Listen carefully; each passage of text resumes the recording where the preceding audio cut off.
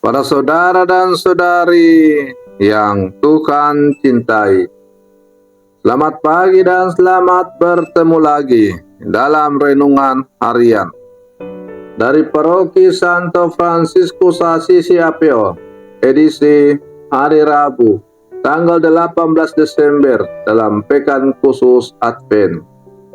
Mengawali hari yang baru ini, kita hendak mendengar dan merenungkan sabda Tuhan. Marilah sebelum kita mendengar dan merenungkan sabda Tuhan, kita berdoa. Dalam nama Bapa dan Putra dan Roh Kudus. Amin. Allah Bapa Maha Kuasa, kami bersyukur karena kami telah Kau bebaskan dari belenggu manusia lama. Semoga kelahiran Adam baru yang amat kami rindukan memampukan kami untuk senantiasa hidup dalam sukacita. Bersabdalah ya Tuhan, kami siap mendengarkan. Terpujilah Engkau Bapa, Putra dan Roh Kudus, kini dan sepanjang segala masa. Amin. Para saudara dan saudari yang Tuhan cintai, sabda Tuhan yang hendak kita dengar dan kita renungkan untuk mengawali hari yang baru ini diambil dari Injil Matius pasal 1 ayat 18 sampai 24. Tuhan bersamamu. Inilah Injil suci menurut Matius.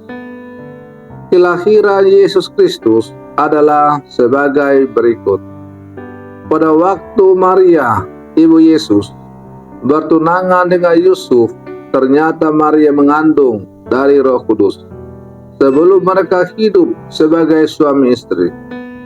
Karena Yusuf, suaminya, seorang yang lurus hati dan tidak mau mencemarkan nama istrinya di muka umum, ia bermaksud menceraikannya dengan diam-diam. Tetapi ketika Yusuf mempertimbangkan maksud itu, malaikat Tuhan tampak kepadanya dalam mimpi dan berkata, "Yusuf, anak Daud, janganlah engkau takut mengambil Maria sebagai istrimu, sebab anak yang di dalam kandungannya adalah dari Roh Kudus. Maria akan melahirkan anak laki-laki, dan engkau akan menamai dia Yesus, karena dialah yang akan menyelamatkan umatnya dari dosa mereka." Hal itu terjadi supaya genaplah firman Tuhan yang disampaikan oleh Nabi.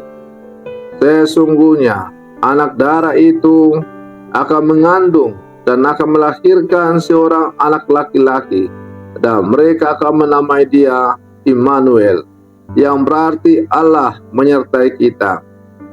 Sesudah bangun dari tidurnya, Yusuf berbuat seperti yang diperintahkan malaikat Tuhan kepadanya.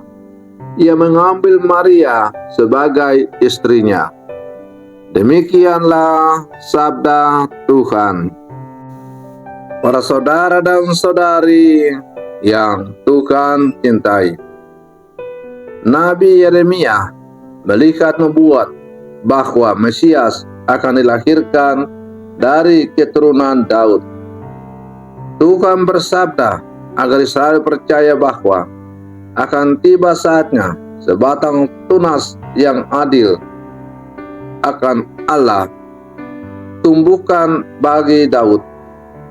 Harapan Israel akan hadirnya Sang Juru Selamat akan segera terwujud.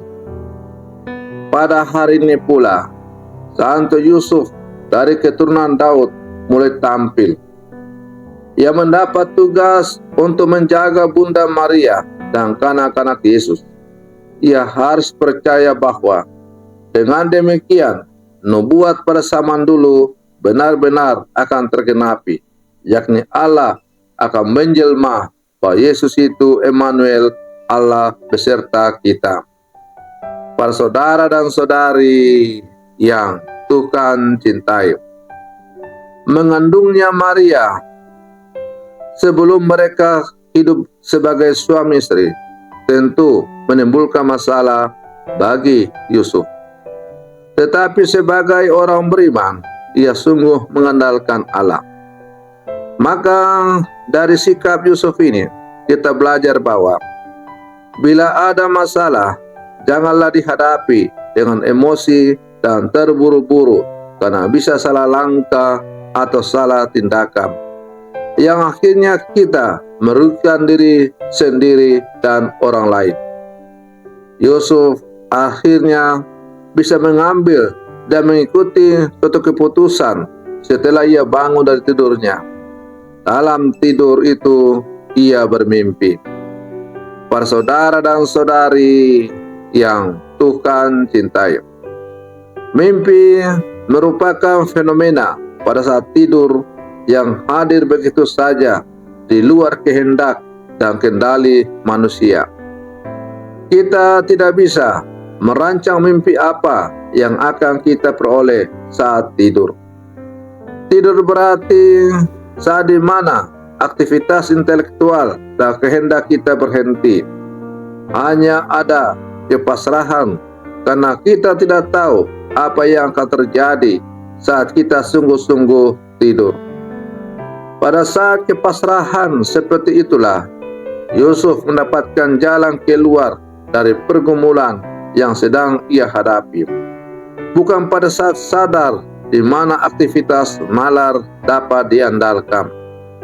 Para saudara dan saudari yang Tuhan cintai, dengan demikian ketenangan dan keberanian untuk pasrah pada kehendak Tuhanlah yang dapat membantu kita menemukan solusi terbaik atas berbagai masalah dan pergumulan yang kita hadapi. Maka dari pengalaman Yusuf ini kita belajar dan diajak untuk memasrahkan semuanya pada kehendak dan rencana Tuhan.